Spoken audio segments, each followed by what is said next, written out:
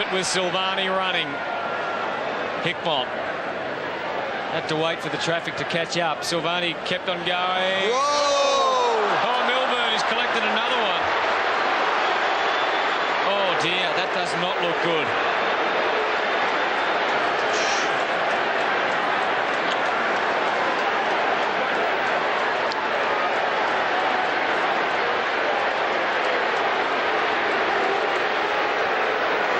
Those images were just terrible. Well, I just cannot believe Carlton's run of luck today. This has been extraordinary for them.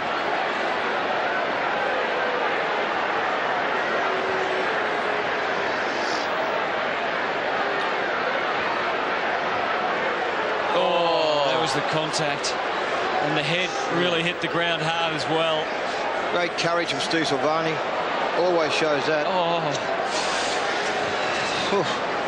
Looked like he may have been nearly out before he hit the ground. Yeah.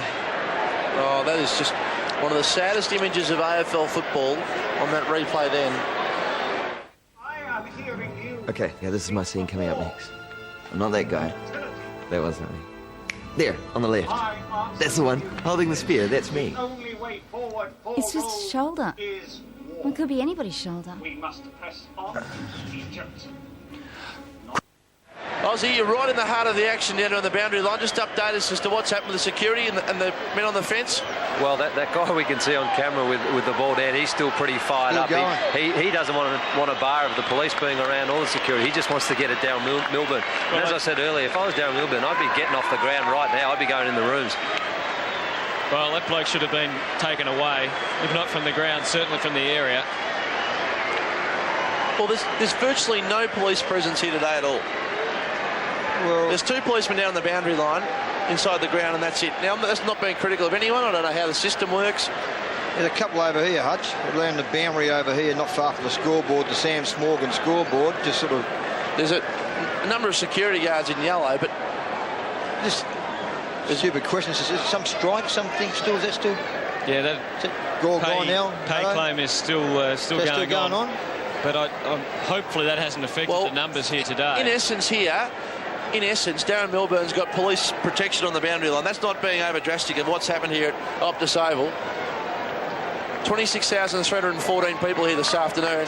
And it's fair to say that a fair portion of those are really getting angry with what they're seeing, and 4 or 5 of them particularly gone mad. Now, that's an amazing scene in a modern-day AFL game, to have 2 policemen patrolling the boundary in front of Darren Milburn, who's getting all sorts of abuse over the fence over that clash with Stephen Silvagni. It's unsightly. It's not what the game needs.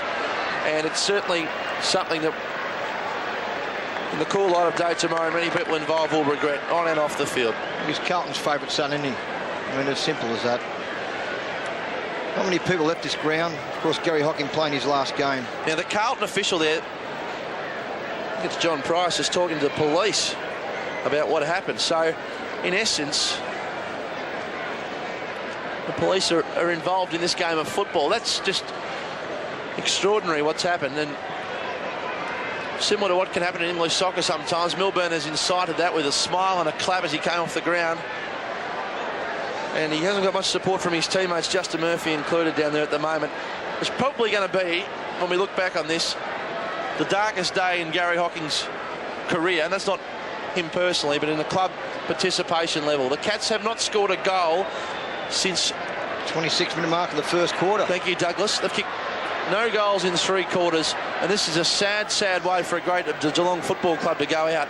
Having said that, the story at the moment is Carlton, and they are with a sudden death match next week, a match where they won't have any second chances. They've got 5 injuries, haven't they, Birch? So they've got Hume with a possible broken hand, or certainly an injured hand, and he's the least serious of the injuries. Franchina with a hamstring. Silvagni and Porter with concussion. Silvagni with serious concussion, and Porter, who's back on the interchange bench at the moment. And Brett Ratton's season is over with a dislocated elbow. Yeah, he's gone to hospital. So this has just been the day that Carlton didn't need, and all sorts of emotions are bubbled over at the moment. Bizzle on the left foot, kicks towards half forward. The game's become a secondary thing. Hocking gets a handball. Mansfield, his former teammate, drags him off. Another former teammate, Hickmott, gets involved. Enright, it sits for him. Kick towards half forward.